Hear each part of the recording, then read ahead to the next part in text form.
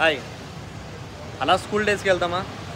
నిక్కర్ వేసుకొని చొక్కా వేసుకొని హీరో సైకిల్ మీద ఫ్రెండ్స్తో కలిసి ఆడుతూ పాడుతూ స్కూల్కి వెళ్ళి మార్కులు తక్కువ వచ్చాయని చెప్పి టీచర్లతో దెబ్బలు తిని కొడుతుంటే ఫ్రెండ్స్ నవ్వుతూ పక్కన ఉన్నటువంటి అమ్మాయిలు ఎగతాళి చేస్తూ పక్కన ఉన్నటువంటి చిన్నప్పుడు లవ్ ట్రాక్లోకి జరిగినటువంటి లవ్ ట్రాక్లోకి వెళ్దామా?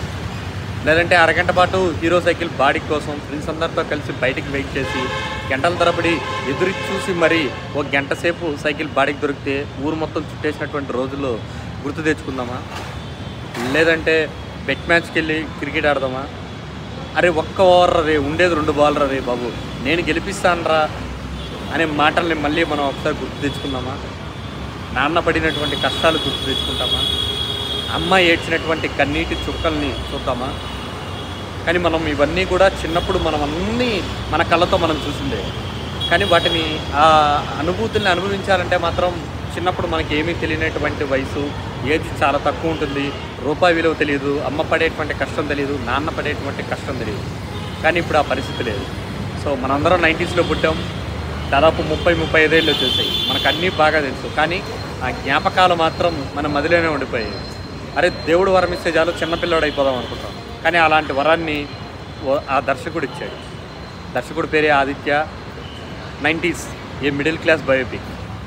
ఒక్కసారి అలా మన అందరినీ తీసుకెళ్ళిపోయాడు. బూస్ట్ కొంటే 2 సెటిల్ బ్యాట్లు వస్తాయని చెప్పినటువంటి మనం అందరం కూడా తీసుకున్నటువంటి పరిస్థితే. నాకైతే బూస్ట్ కొంటే బాల్ వచ్చింది.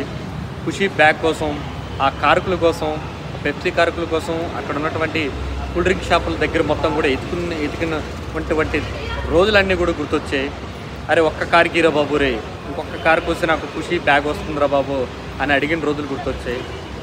అరే అమృతం సీరియల్ వస్తుంది, టైం అయిపోయింది, ఇంట్లో ఏమో అన్నం పెట్టట్లేదు, ఆ పక్క ఏమో తలుపేసేసారు, వాళ్ళు తలుపు తీస్తేనే కదా మనం సీరియల్ చూస్తాము, ఆ పాట వస్తే చాలు అదొక ఎనర్జీ, అదొక ఊపు.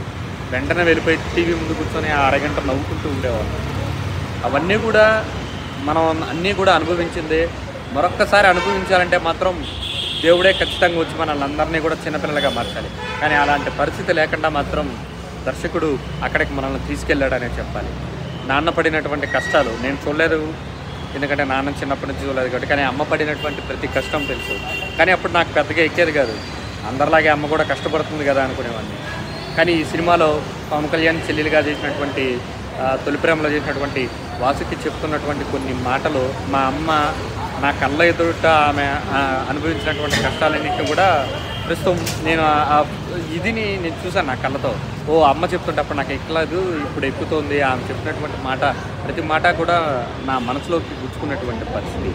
సో ఈ రకంగా అలాగా 30 years బ్యాక్ తీసుకెళ్ళిపోయారు. మన ఫ్రెండ్స్తో ఆడుకున్నటువంటి రోజులు, ఫ్రెండ్స్తో కొట్లాడుకున్నటువంటి రోజులు, మనకు వచ్చినటువంటి మార్కుల్ని అన్నిటినీ కూడా కేవలం 3 గంటల్లో మన ముందు పెట్టాడు అనుకోవాలి.